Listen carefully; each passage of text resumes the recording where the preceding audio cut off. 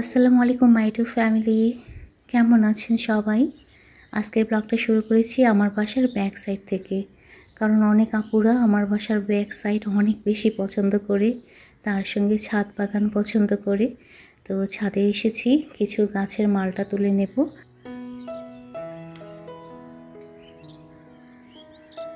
মালটা তোলার ক্ষেত্রে হেল্প করতেছে আমার বর।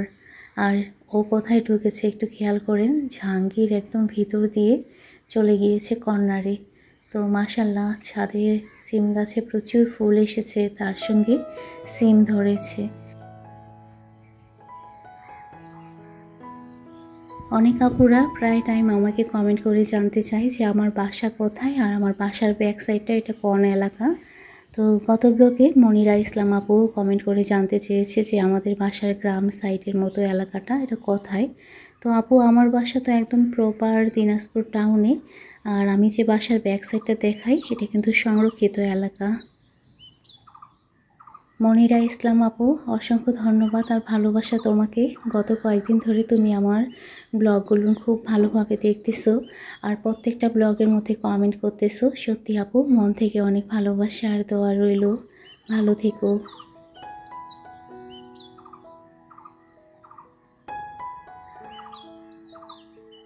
মাশাল্লাহ, খেয়াল করেছেন কি পরিমাণে মালটা হয়েছে এই গাছের মধ্যে। আমরা কিন্তু আগেও তুলে খেয়েছি, বেশ কিছুদিন হয়ে গেল তোলা হয়নি, তো বাকি যতগুলো ছিল আজকে সব তুলে নিয়েছি এই গাছের। খুব কষ্ট করে আমার বড় ওই ঝাঙ্গির ওই দিকে গিয়ে তারপরে মালটাগুলো তুলেছে। এজন্যই আমি বললাম যা গাছে আছে সব তুলে নাও। আর এদিকে খেয়াল করেছেন বাগান বিলাসের গাছটাতে যে ফুল ফুটেছে, হয়তোবা আপনারা এর আগে দেখেছেন, এটার কিন্তু অনেক সুন্দর কালার হতো, একদম প্রপার ইয়েলো কালার। কিন্তু এবার দেখছি যে ফ্যাকাশে ফ্যাকাশে কালার হয়েছে, কেন জানি এরকম হয়েছে।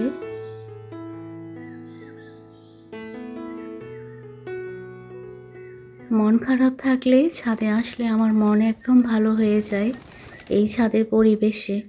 আসলে আমাদের বাস্তব জীবনটা বড় কঠিন, প্রিয়জনকে হারানোর যন্ত্রণা কষ্ট আমরা কেউ নিতে চাই না। বাবা একদম একা হয়ে গিয়েছে।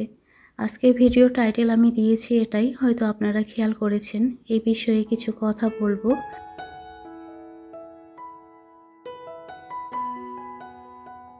আলহামদুলিল্লাহ, মাগরিবের নামাজের পরে তুর্য এখন যাচ্ছে কোচিংয়ে, তো মালটা কেটে দিয়েছি আর কিছু মালটা ওকে দিলাম যে নিচে ভাড়াটিয়াকে যেন দিয়ে দে।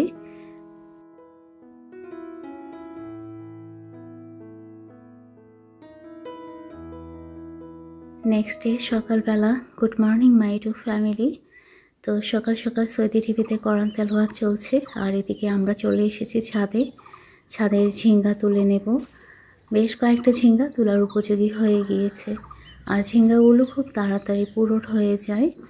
আর মনে হয় এই গাছের ঝিঙ্গা খেতে পারবো না, কারণ গাছ মরে যাচ্ছে।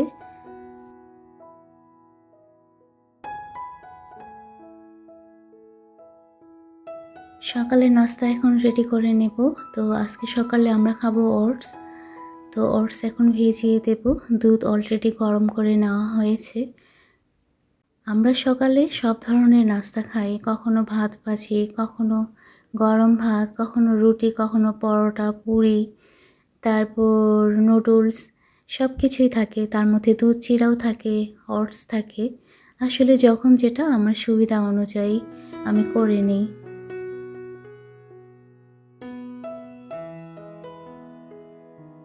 কিন্তু একটা টাইমে আমাদের একদম ধরা বাঁধা নিয়মের মধ্যেই ছিল যে সকাল আর রাত্রে দুবেলা একদম রুটি মাস্ট। কিন্তু এখন যেহেতু বাবার প্রবলেম, খেতে একটু হয় অসুবিধা, তারপর আমারও হাতের যেহেতু প্রবলেম, রুটি বানাতে গেলে হাতের মধ্যে অনেক বেশি পেইন হয়, যার কারণে এই নিয়মটা একটু চেঞ্জ হয়ে গিয়েছে এই আর কি।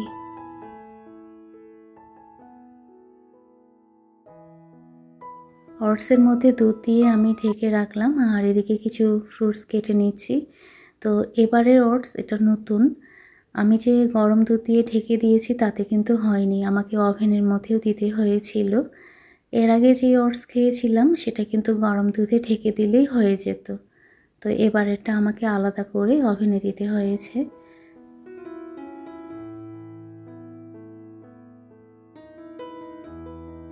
বাবার জন্য সুবিধা হয় ওটস খেতে, তো আমি সব ফ্রুটস দিয়ে সাজিয়ে নিচ্ছি। আর ইদানিং বাবা খুব অস্থির হয়ে গিয়েছে, বাসায় একদমই থাকতে চায় না। বিশেষ করে যখন বাসায় কেউ থাকে না, তখন বাবা একদম অস্থির হয়ে যায় বাইরে যাওয়ার জন্য। আর বাবা যেহেতু ভুলে যায়, এজন্য আমরা বাবাকে একা বাইরে যেতে দেই না। তো বাবা খুব রাগ করে, আমি মাঝে মাঝে আসলে সামলাতেই পারি না, বাধ্য হয়ে আমার বরকে ফোন করি। তখন আমার বর কথা বলে, এই তো শুক্রবারে কি হয়েছে, বাবা দুপুরের খাবারই খাবে না, একদম নিচে গিয়ে বসে আছে গেটের কাছে, যে গেট খুললে দাও আমি বাইরে যাব।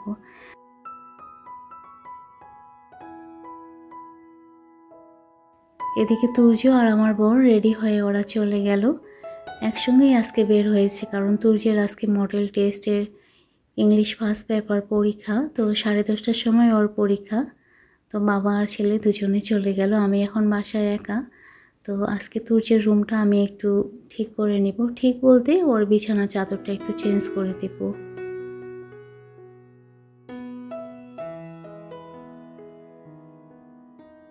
একটা বয়সে বাবা মা একদম বাচ্চার মতো হয়ে যায়। বাবার ভালোর জন্যই কিন্তু আমরা বাবাকে একা বাইরে যেতে দেই না, কিন্তু বাবা মনে করে যে বাবাকে আমরা বন্দি করে রেখে দিয়েছি। যখন কেয়ারটেকার ছিল, তখন আবার বাবা কেয়ারটেকারকে পছন্দ করতো না। আমার বর তুর্য এরা কিন্তু বিকেলবেলা বাবাকে নিয়ে বাহিরে যায়, কিন্তু বাবার ইচ্ছা যে বাবা একা বাহিরে যাবে। যেহেতু বাবা এখন মনে রাখতে পারে না, তো একা কোথায় যাবে কি করবে সেই চিন্তা করি, কিন্তু আমরা বাবাকে বাহিরে যেতে দেই না, আর বাবা ভুল বুঝে আমাদেরকে।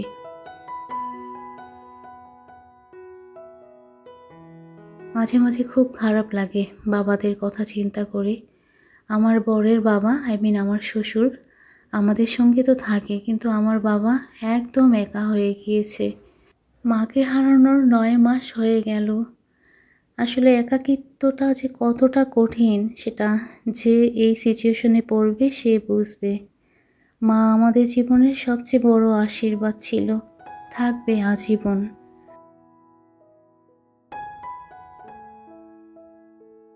মাকে হারানোর পর বাবার একাকিত্বটা যেন আরও অনেক গভীর হয়ে গিয়েছে। আমরা সবাই প্রকৃতির নিয়মের মধ্যে, এটা জানা সত্ত্বেও প্রিয়জনকে হারানোর যন্ত্রণা আমরা কেউ চাই না।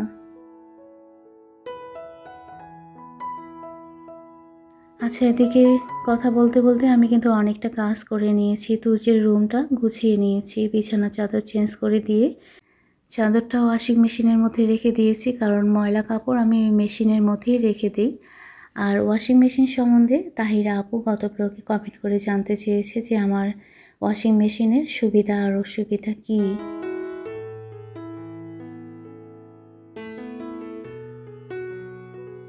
প্রথমত তাহিরা আপু অসংখ্য ধন্যবাদ ভালোবেসে ভিডিও দেখে কমেন্ট করার জন্য। আর আমার মেশিনের সুবিধা অসুবিধা, আসলে অসুবিধা বলতে আমি সেরকম কোনো কিছুই বুঝতে পারি না, কিন্তু অনেকটা সুবিধা হয়েছে। আগে তো হাতে কাপড় ধুতাম, এখন ভারী ভারী কাপড়গুলোর মেশিন ধুয়ে দে, তো অনেকটা আগের থেকে আমার সুবিধা হয়েছে। ভালো থেকো আপু।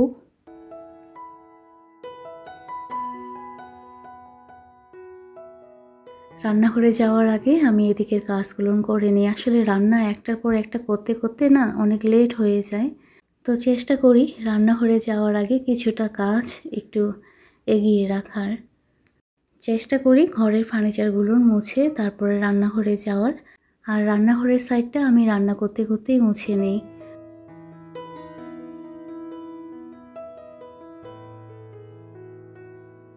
রান্নাঘরে চলে এসেছি আমি। এদিকে ফ্রিজ থেকে কিছু সবজি বের করে নেওয়া হয়েছে, করলা, পটল, বেগুন আর ছাদের যে ঝিঙ্গা সেগুলো। বাবার বাসায় যাব আজকে, তো কিছু রান্না আমি বেশ পরিমাণে করব। বাবার বাসায় যাব যেহেতু, বাবার জন্য নিয়ে যাব।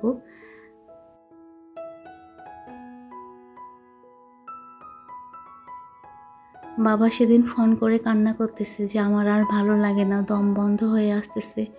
আমরা মেয়েরা যে বলি বাবাকে যে আমি যেহেতু দিনাজপুরে থাকি, আমার 2 বোন ঢাকায় থাকে, তো বাবাকে এত করে বলা হয় যে মাঝে মাঝে বাসা থেকে বের হয়ে আমার বাসায় আসে থাকবে, কিন্তু বাবা আগে থেকেই মেয়েদের বাসায় খুব কম যেতে পছন্দ করত।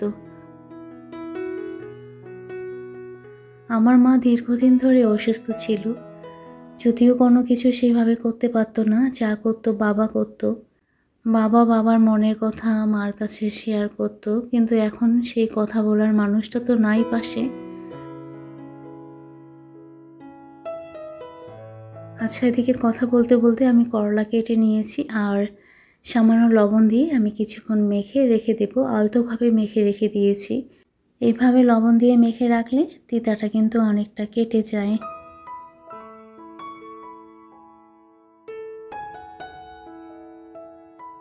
আমাদের বাসায় করলা ভাজিটা খুব বেশি রান্না করা হয়, কারণ এটা সবাই পছন্দ করে।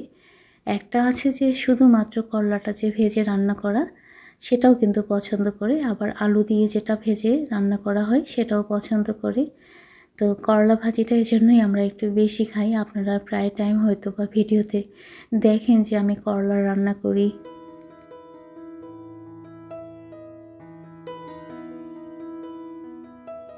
এদিকে ঝিঙ্গা, পটল, আলু, বেগুন এগুলো দিয়ে একটা সবজি বানাবো।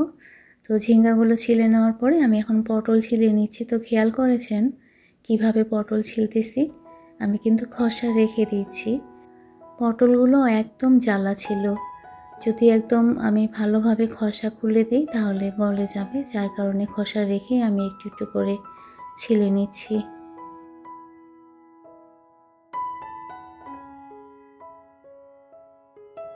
আজকে মজার একটা ভর্তা বানাবো, কচুর ভর্তা। তো অফ ক্যামেরায় আমি কচু ভালো করে কেটে নিয়েছি।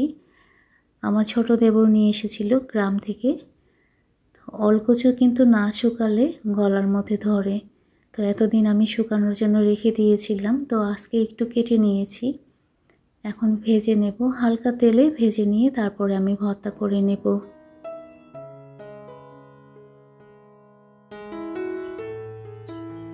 চলে এসেছি আমার মেয়ের বেলকনিতে কিছু কাঁচা পাকা মরিচ তোলার জন্য। যেহেতু কচু ছিল বাড়ির, তো ভাবলাম যে মরিচ দিয়ে ভর্তা করব। তো মরিচটা আমাদের বাড়ির হলে আরও ভালো হয়। তো বেলকনিতে কিছু মরিচ পেকে গিয়েছিল, সেই মরিচগুলো এখন আমি তুলে নিচ্ছি।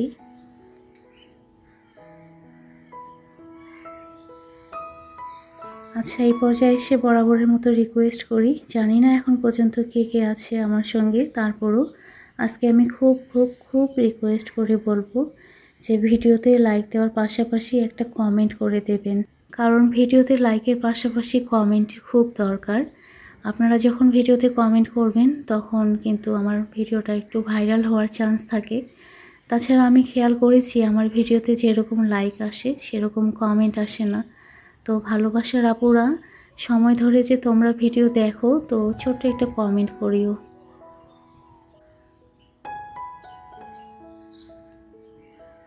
আমার মেয়ের বেলকনিতে 3টা মরিচের গাছ আছে। তো 3টা মরিচের গাছ থেকে আমি এই পরিমাণে মরিচ আজকে তুলে নিলাম।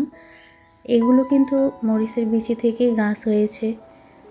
তো এখন আমি মরিচগুলোও দিয়ে দিলাম, ভাজা ভাজা হয়ে যাবে। আর ওলের ভর্তাটা আমার কাঁচা পাকা মরিচ দিয়েই খেতে বেশি ভালো লাগে।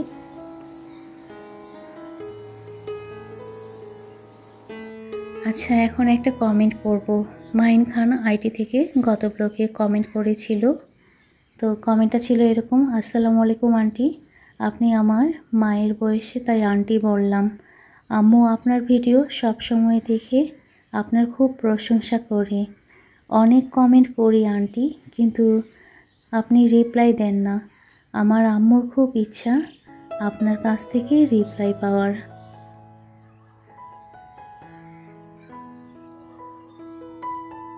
প্রথমত অসংখ্য ধন্যবাদ আর ভালোবাসা, ভালোবেসে আমার ভিডিও দেখার জন্য। আর আমার ভিডিও যে আপনার এত বেশি ভালো লাগে সত্যি জেনে আমার খুব ভালো লাগলো। আর সরি রিপ্লাই না দেওয়ার কারণে। আসলে আমি চেষ্টা করি কমেন্টে রিপ্লাই দেওয়ার, হয়তোবা ভিডিওতে সবার কমেন্ট পড়া হয় না, আর এটা সম্ভবও না। তো ভালো থাকবেন, মন থেকে ভালোবাসা আর দোয়া রইল আপনাদের জন্য। এদিকে খেয়াল করেছেন আমি কিন্তু সবজিটা রান্না করে নিচ্ছি, আর আজকে সবজিটার মধ্যে একটু মসুরের ডাল দিয়ে দিয়েছি, তাহলে এর ঝোলটা একটু ঘন হবে। এইভাবে করে দেখবেন, খেতে কিন্তু বেশ ভালো লাগে। যেহেতু আমি সবজিটার মধ্যে ঝোল রাখবো, যার কারণে আমি মসুরের ডাল দিয়েছি।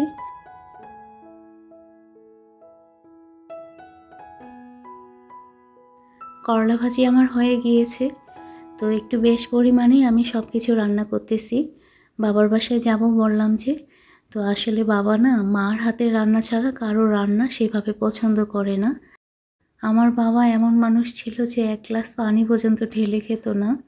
সেখানে আমার মা যখন অসুস্থ ছিল তখন আমার মার সেবা যত্ন সব কিছু আমার বাবা করেছিল।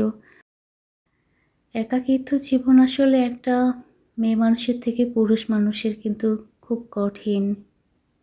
আমরা মেয়েরা সব জায়গাতেই কিন্তু অ্যাডজাস্ট করে নিতে পারি, কিন্তু পুরুষ মানুষরা সেভাবে পারে না।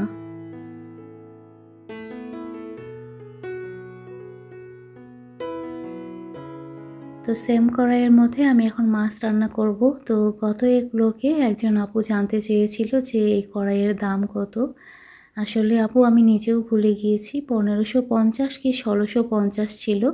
আর এটা কিন্তু এসকেবির কড়াই, খুব ভালো কিন্তু। আপনি মার্কেটে যেয়ে যদি বলেন এসকেবির সাসপেন তাহলে দিয়ে দেবে। সরি আপু, তোমার নাম আমি নিতে পারলাম না। আসলে কমেন্টটা আমি স্ক্রিনশট করে রেখেছিলাম কিন্তু এখন খুঁজে পাচ্ছি না। তো অসংখ্য ধন্যবাদ আপু, ভালো থেকো।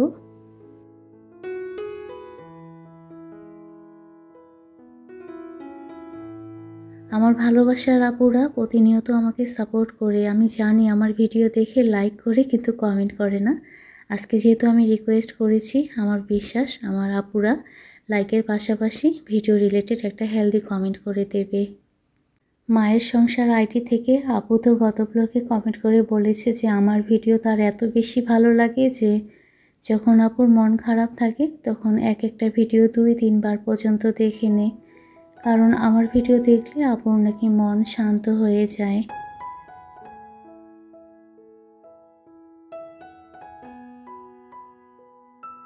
অসংখ্য ধন্যবাদ আপু ভালোবেসে ভিডিও দেখার জন্য। আর আমার জেনে খুব ভালো লাগলো যে আমার ভিডিও দেখলে তোমার মন ভালো হয়ে যায়, শান্ত হয়ে যায়। আপু আমি তোমার কষ্ট খুব ভালোভাবে ফিল করি। আসলে কিছু কিছু জিনিস না আমাদের হাতে নাই, আমরা চাইলেও কিছু করতে পারি না। তবে আপু আমি সব সময় যেটা বলি, আজকেও বলবো যে ইনশাল্লাহ একদিন সব ঠিক হয়ে যাবে। কারণ আল্লাহ যা করে মঙ্গলের জন্যই করে। ভালো থেকো আপু, নিজের প্রতি খেয়াল রেখো।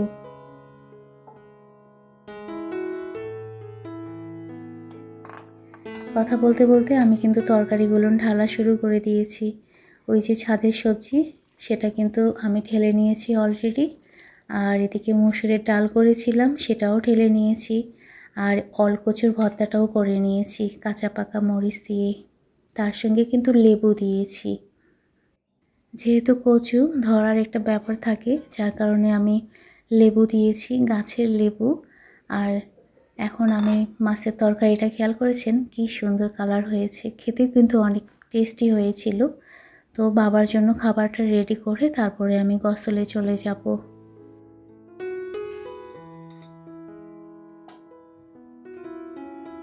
আচ্ছা, এই পর্যায়ে এসে আরেকবার রিকোয়েস্ট করব, যারা আজকে ফার্স্ট টাইম আমার চ্যানেলটা ভিজিট করেছেন, আজকের ব্লগটা যদি একটু পরিমাণ ভালো লেগে থাকে আর এ ধরনের ডেইলি লাইফস্টাইল ব্লগ আপনারা যদি দেখতে পছন্দ করেন তাহলে আমার চ্যানেলটা সাবস্ক্রাইব করে আমার পাশে থাকবেন। ওকে। আর হ্যাঁ, সাবস্ক্রাইবের পাশে যে বেল অপশনটা আছে সেটা প্রেস করে অল অপশন সিলেক্ট করে রাখবেন। তাহলে যখন ভিডিও আমি আপলোড করব আপনাদের কাছে নোটিফিকেশন চলে যাবে আর আপনারা আপনাদের সুবিধা মতো সময়ে দেখে নিতে পারবেন। ওকে। এদিকে বিকালবেলা ফ্রিজ ঠিক করার জন্য টেকনিশিয়ান এসেছে। আমাদের ফ্রিজের হ্যান্ডেলটা একটু প্রবলেম হয়েছিল। আজকের মতো এই পর্যন্ত। সবাই ভালো থাকবেন, সুস্থ থাকবেন আর নিরাপদে থাকবেন। ওকে।